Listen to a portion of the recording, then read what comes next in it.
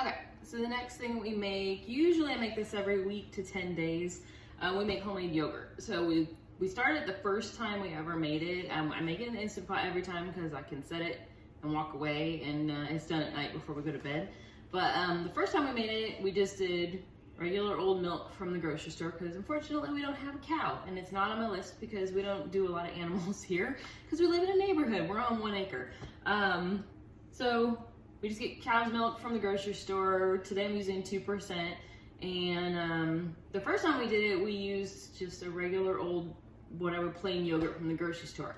What I learned is the flavor of the yogurt that you start the very first time with needs to be a good one because it will continue to taste just like that the rest of the time you make yogurt. So we ended up going and getting like an organic, really creamy version of one. I can't remember what brand though, but that was months ago. And every week now, you just save 4 tablespoons of the yogurt from the week before to use in your fresh batch. And so it's like a mother. You just keep using it over and over. As long as you have that, you can continue to make yogurt. So first thing you're gonna do, I make small batches because there's not as many of us in our house that eat yogurt.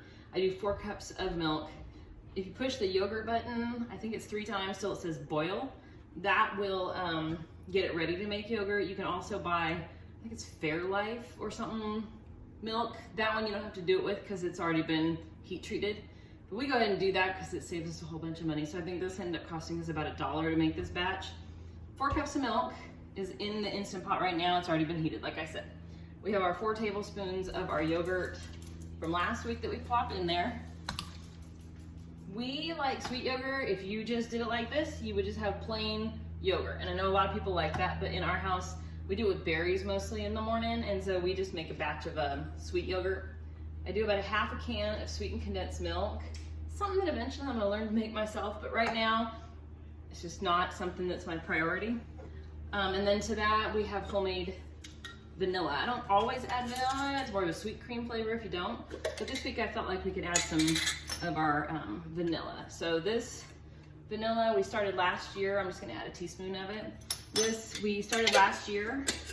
They're just, I don't remember what kind of vanilla beans they are, but they were just ones that we could find on Amazon for cheap because honestly, if you get them at the grocery store, they're extremely expensive. This batch we made with vodka. I don't love the flavor of vodka, so we've already started ours for this year. This year we're doing a bourbon and we're doing rum. I also want to try brandy, but I don't want to do all of them in the same year. So for this year I bought smaller ones, but last year this is what we made. So that's it into the pot. Just give it a good stir. And all you're trying to do is get the sweetened condensed milk if you used it and the yogurt from, the mother yogurt, incorporated it into the milk that's already in there.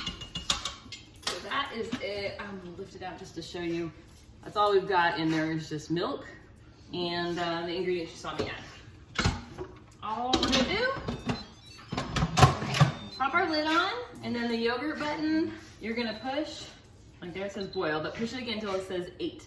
We're doing it for 8. If you like a really tangy yogurt, you can go up to 12 hours. But honestly, we kind of like more just a creamy yogurt. So we're going with 8. That's it. In 8 hours, you can just dump it into any kind of Tupperware or mason jar or anything to store it in the fridge. Like I said, it lasts about 7 to 10 days in the refrigerator. And don't forget to reserve your 4 tablespoons for the next week's yogurt. That's it. It's really, really easy and super affordable, honestly. Like I said, I think it costs us like $1.50 a week to make all of our yogurt for the week. That's it.